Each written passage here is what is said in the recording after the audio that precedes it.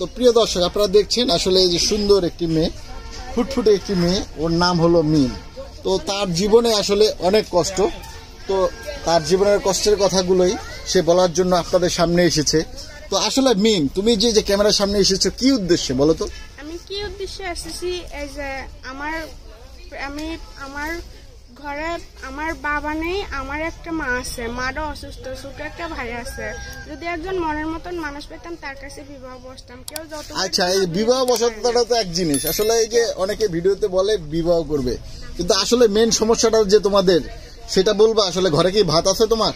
না, ঘরে ভাত পাইতে ভাত খাই না, আমরা ওই যে বাসা বাড়ি কাজ করি, তো এর জন্যই যা পাই তা দিয়ে আমাদের সংসার চলে। এরপরে ওই সংসারে কেনাকাটার জন্য আমরা খুব অভাবে আছি, কারণ আম্মুরা কাজ করতো বাসা বাড়ি, এখন আর কাজ করে না, আমি বাসা বাড়ি কাজ করি।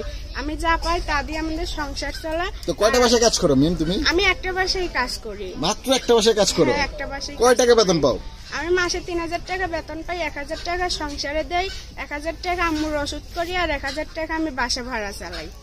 আচ্ছা, তুমি কি তোমার মার এই যে চিকিৎসা চালাইতে পারতেছো? চিকিৎসা কই বেশি চালাতে পারতেছি না, ওই অল্প কিছু কিছু কিছু মাসে মাসে ওষুধ লাগে, আম্মুর 1000 টাকার ওষুধ লাগে। মাসে মাসে 1000 টাকার ওষুধ লাগে? মাসে মাসে। সেটা অনেক কষ্ট করে চালাইতে পারতেছো? হ্যাঁ, অনেক কষ্ট করে। তো তুমি এমনি আর্থিক কোনো সাহায্য সহযোগিতা চাও না সবার কাছ থেকে? চাই, অনেক সহযোগিতা চাই। তাহলে কি কারণে চাও আর্থিক সহযোগিতাটা সেটা বলো। চাই কি কারণে, এই যে আম্মু অসুস্থ, আমার একজন মনের মতো মানুষ চাই। মনের মতো মানুষ হলো এক জিনিস, আর এই যে আর্থিক সহযোগিতা তোমার মা চিকিৎসা করাবে মানুষ, সেটা হলো আরেক জিনিস, নাকি? না দুইটা এক জিনিস? না, দুইটাই এক মনে করি আমি। দুইটাই এক মনে করো? মানে একজন লোককে বিয়ে করবে, সে তোমার দায়িত্ব নিয়ে নিবে সব? হ্যাঁ, সব আমার দায়িত্ব। তো মিম, এর আগে কয়টা প্রতিবেদন করছো? এর আগে একটা করছি। একটা করেছো মাত্র? হ্যাঁ। আচ্ছা, তো একটা প্রতিবেদন করার পরে তো ফোন নাম্বার দেওয়া হয়েছে ভিডিওতে, অনেকেই তো ফোন দিয়েছে, একটা মনের মানুষ কেন পাও নাই? মনের মানুষ পাইনি, যে খারাপ কথা বলে, তো এর জন্যই খারাপ কথা বললে শুনতে পারি না, তো এর জন্যই আর কি মনের মতন পাইনি। খারাপ কথা শুনি না দেখে এর জন্যই আমার কেউ আর ফোন দেই নাই। আচ্ছা, কি খারাপ কথা বলে?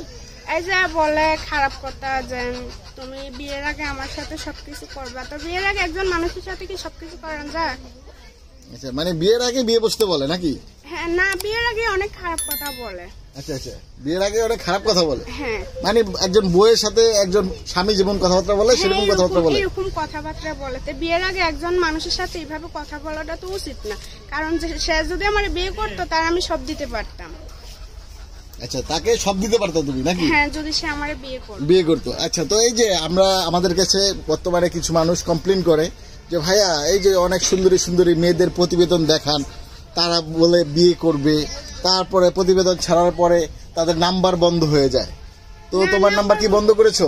না না, আমার নাম্বার তো বন্ধ করিনি। মনের মতন হইলে তো ভালো হইতো। আমার নাম্বার তো আমি বন্ধ করিনি, নাম্বার তো সবসময় খোলা থাকে।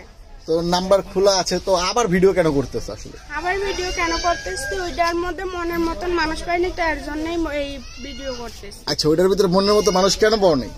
পাইনি, এই যে খারাপ কথা বলে, তো এর জন্যই নাম্বার কিছুটা বন্ধ করে রাখছি। তো মনের মতন মানুষ পাইলে তো নাম্বারটা বন্ধ করতাম না। আচ্ছা, তো মনের মতো মানুষ বলছো তুমি বারবার, তো তোমার মনটা কিরকম একটু বলবা? আসলে আমার মনটা এই ধরেন না, যেমন এমনও মানুষ চাই যেমন আমার মন আমার সহযোগিতা করতে পারে, তো এইরকম মানুষ চাই। আমার অনেকেই বলে, তবে আসলে খারাপ কথা বলে তো ভাইয়া, তার জন্যই আমি কথা বলি না। মানে অনেকেই খারাপ কথা বলে? হ্যাঁ। আচ্ছা, সেই জন্য আর মোবাইলে কথা বলতেছো না তুমি? হ্যাঁ। আচ্ছা, তো তুমি এখন এই যে খারাপ কথা বলে এর থেকে বাঁচবা কিভাবে? তো কেউ যদি আমার সাথে যোগাযোগ করে যে আমির ভাই, এই যে মিমের একটা প্রতিবেদন করেছেন, ওকে আপনি আমাকে একটু দায়িত্ব নিয়ে বিয়ে শাদী করিয়ে দেন, তো বিয়ে শাদী করবা সত্যিকারে? হ্যাঁ, আমি সত্যিকারে বিয়ে শাদী করবো, যদি আমার মনের মতন হইতে পারে। তো মনের মতন হইতে কেমন বোঝাচ্ছ? মনের মতন হইতে কেমন, এই যে আমার আম্মুরে চলাইতে পারবে, আমারে চলাইতে পারবে, এইরকম মনের মতন। তো এই যুগে কে এত ঠেকা পড়েছে, কারা এত ঠেকা পড়েছে? কোন বউটা দেখো যে আসলে এই যে তার মা বাবার আত্মীয় স্বজন সবার খরচ দেয়? কে দেখে? দেখো তো তোমার আত্মীয় স্বজনের মধ্যে যদি পারে আর কি, তো আমার চলাবে, সমস্যা নাই। যদি পারে, আর না পারলে কি করবো, পুরা কপাল তো নিয়ে দুনিয়া আসছিলাম এর জন্য। আচ্ছা, তো বিন কয়টা বিয়ে করছে এই বন্ধুরে? বিয়ে ভাই একটাও করিনি। কি কারণে?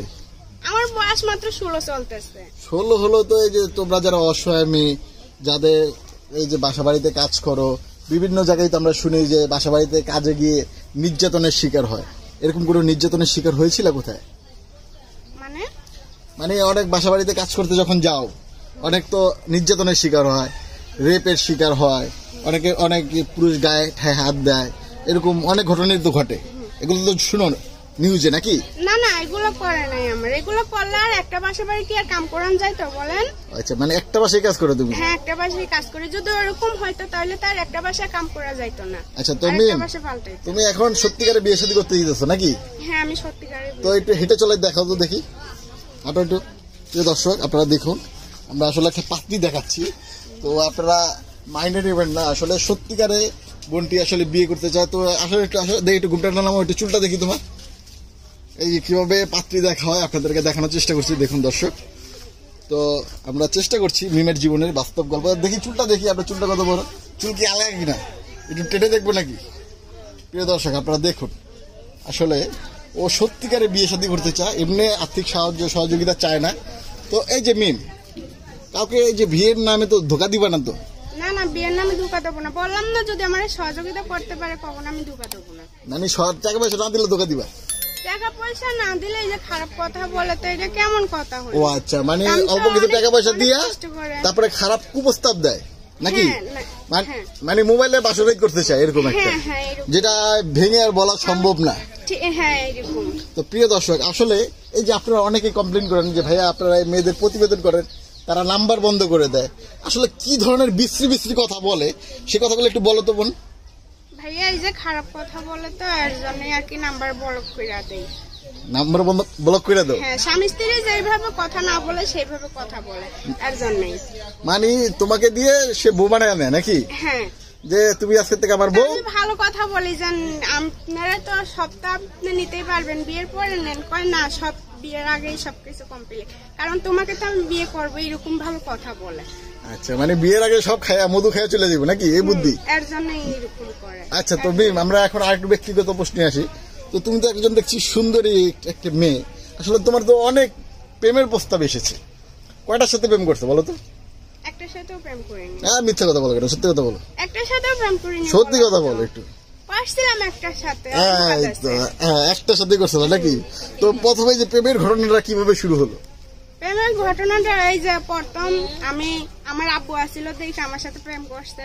এরপরে আমার আব্বু চলে যাওয়ার পর আমার বলে তোমরা গরিব, তোমাদের সাথে কথা বলবো না, এর জন্যই আর প্রেম করিনি আর কি।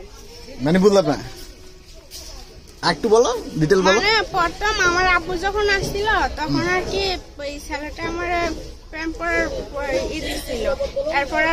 এরপরে আমার আব্বু চলে যাওয়ার পর। মানে প্রথম দেখাটা ছেলের সাথে কিভাবে হলো একটু বলো তো? প্রথম দেখাটা ওই পানি আনতে গেছিলাম। আচ্ছা, পানি আনতে গেছিল? আহা, কি মজার একটা দৃশ্য নাকি? পানি আনতে পুকুর ঘাটে গেছিল নাকি, না কলপার গেছিল, কোন জায়গায় গেছিল? কলপারে গেছিলাম। আচ্ছা, কলপারে গেছিল, এটা কি চাপকল? আচ্ছা, তারপরে চাপকলে যাওয়ার পরে? চাপকলে যাওয়ার পরে এরকমই আর কি। তারপরে দেখাটা কিভাবে হইলো? ওই কলপারে আসছিল হাত পা ধুইতে। ও, হাত পা ধুইতে তুমি পানি চেপে দিলা নাকি? সে হাত মুখ ধুইলো? আচ্ছা, তারপরে তার সাথে প্রেম হইলো কতদিন? এরপরে প্যার করছি না। এরপর আর প্রেম করেন নাই? কেন প্রেম করেন নাই? এমনি করে নাই। মানে একদিনের প্রেম শেষ? আচ্ছা, তো এখন এই যে আমাদের দর্শক যারা দেখছে, আসলে তাদের কাছ থেকে কি তোমার মার জন্য চিকিৎসার জন্য টাকা পয়সা চাচ্ছ? হ্যাঁ। আচ্ছা, তো কেউ যদি আসলে তোমাকে একটু আর্থিকভাবে সহযোগিতা করতে চায়, তোমার মোবাইলে যোগাযোগ করবে কিভাবে বলো তো? আমি নাম্বার দেবো। বলো, নাম্বার বলো। বিকাশ করা আছে তো? হ্যাঁ, বিকাশ করা আছে, এই যে নাম্বার। আচ্ছা, কেউ সাহায্য, আগে আমার কথা শুনে নাও, যে সাহায্য করবে তার নাম্বারটা সেভ করে রাখবে তো, তার সাথে মাঝে মধ্যে একটু কথা বলবো তো, হাই হ্যালো বলবা? হ্যাঁ, বলবো। খারাপ ব্যবহার করবো না তো? না না, অবশ্যই বলবো। আমাকে কিন্তু অনেকে ফোন দিয়ে কমপ্লেন করে যে ভাই আপনারা এই যে নাম্বার দেন, আমি একজনকে সাহায্য করেছি, সে পরে ফোন দিয়েছি, পরে আমার সাথে খারাপ ব্যবহার করছে। ওয়াদা করতেছো তো? হ্যাঁ, ওয়াদা করতেছি। বলো, নাম্বার বলো। নাম্বার তো মুখস্থ নাই। মুখস্থ নাই? আচ্ছা, দেখি আমরা দেখি, ও মোবাইলে তো একটা দেখি, সেই মোবাইল এটা, বলো নাম্বার বলো। বলতে পারি না তো। বলতে পারো না? বাইর করো, বাইর করে দেখাও। এই যে নাম্বার। এই যে নাম্বার। প্রিয় দর্শক, আপনারা দেখুন, নাম্বারও বলতে পারে না, সে কি করবে না করবে সে নিজেও জানে না। আসলে বিয়ে করতে চায়, কিন্তু তাও আবার ভালো মনের মানুষ পাচ্ছে না। তো আমরা নাম্বারটি বলছি, মিম নাকি?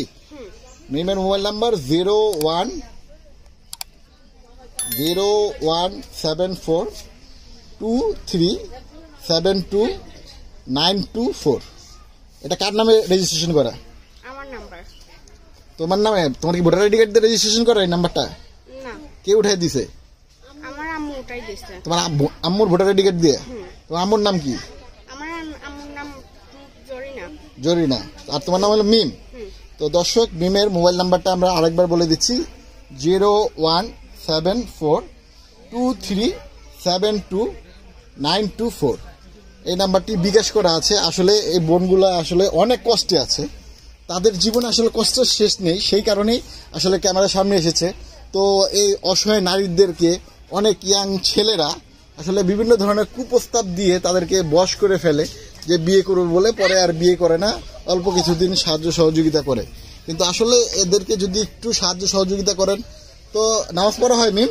হ্যাঁ, নামাজ পড়া হয়। ইনশাল্লাহ আপনাদের জন্য নামাজ পড়ে দোয়া করবে। আমাদের প্রত্যাশা থাকবে আসলে এদেরকে একটু সাদা মনে সাহায্য সহযোগিতা করেন। এদের কাছ থেকে কিছু পাওয়ার উদ্দেশ্যে বা কিছু বিনিময়ে টাকা দিবেন, আপনাকে কিছু দেখাবে, এরকম কোনো প্রত্যাশা নিয়ে তাদেরকে সাহায্য করবেন না। বা যারা বিয়ে শাদী করতে চান তারা তাদের সাথে যোগাযোগ করে সরাসরি এসে নিজ দায়িত্বে দেখে শুনে বিয়ে শাদী করবেন। কিন্তু একটু সাদা মনে সাহায্য সহযোগিতা করলে আসলে তারা অবশ্যই আপনাদের জন্য দোয়া করবে, তাদের রুহ থেকে দোয়া করবে। তারা মুখ দিয়ে যদি নাও বলে, রুহ থেকে আপনাদের জন্য দোয়া করবে। তো আপনারা সবাই ভালো থাকেন, সুস্থ থাকেন। আল্লাহ হাফেজ।